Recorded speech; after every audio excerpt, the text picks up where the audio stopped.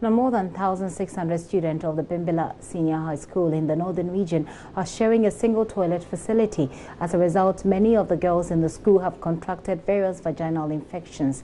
At a recent health screening in the school's 250 girls out of the 600 examined tested positive for candidiasis. Many of the students have now abandoned the toilet facility to defecate in the open, a practice they jokingly call long walk. JoyNews' Justice Beidou has more in the story. A physical education session inside the Bimbilla Senior High School. From the outside, this looks like a normal school setting. But no, not everything here is normal. These students are returning from what they call a long walk, a term they have coined for the distance they cover to defecate in the open. I caught up with 17-year-old Surya Atta. I'm coming from Long. It's a place students usually go to ease themselves. This is the only toilet in the Bimbilla SHS. It's very hot inside and gives off a lot of stench. So many students would rather not go in there. At times you go there, your clothes will be smelling. Immediately you enter into the class, they'll know. At night when you want to ease yourself, you cannot go to the bush. Strange animals can also attack you there. A recent screening showed more than 200 girls in the school have contracted candidiasis, a vaginal infection which may cause genital itching and sometimes a white cheese-like fluid discharge. Safia Adama, not her real name though, was one of them. The way they did it, if you are squatting, there is some kind of heat, so it will be entering inside your private part. Even I heard some people use papers and cover their private part, but still, it's coming again. The thing is, it's just disturbing almost all the girls. Established in 1981, the school, the only public senior high school in the Nanumba North municipality, has yet to see any major investment in infrastructure. And so the over 1,600 students would instead take the long walk to defecate in the bush. The long walk to toilet here in the Bimbilla Senior High School finally ends here, in the space behind me. Not just students of this school, but even residents of Bimbilla who are without a place of convenience come here every day trying to find a spot to ease themselves. What this camera won't tell you is the level of unbearable stench that is coming out of this neighborhood.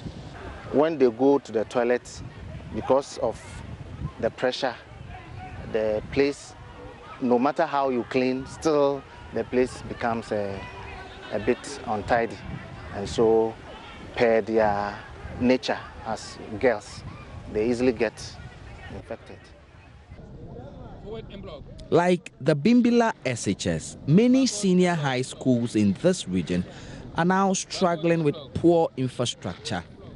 With a new intake of fresh students due in less than 2 months, the situation may worsen if nothing changes. Justice Beidou, JoyNews, Bimbilla.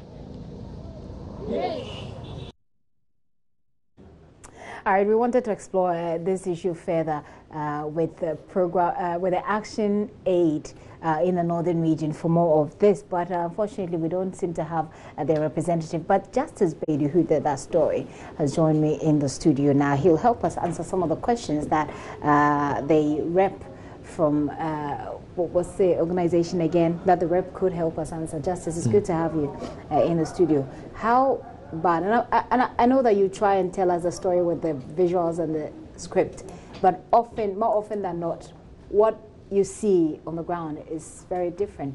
Sometimes it tells you the extent of the problem. How bad is the situation? I think from the information that I gather, this is a really serious issue.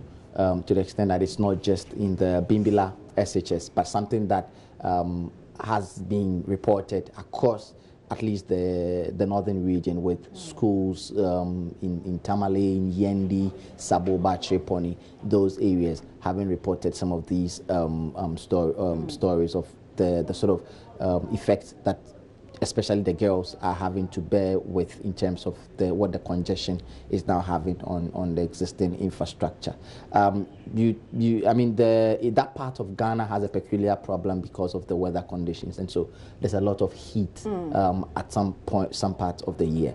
And so what it means then is that if you are using the normal KVIP, which has the hole in it, it generates much more heat. And that is certainly a no-go area for any female. And so I'm sure you being a woman, you can appreciate how how it will impact you if you just have to go and squat on it like that.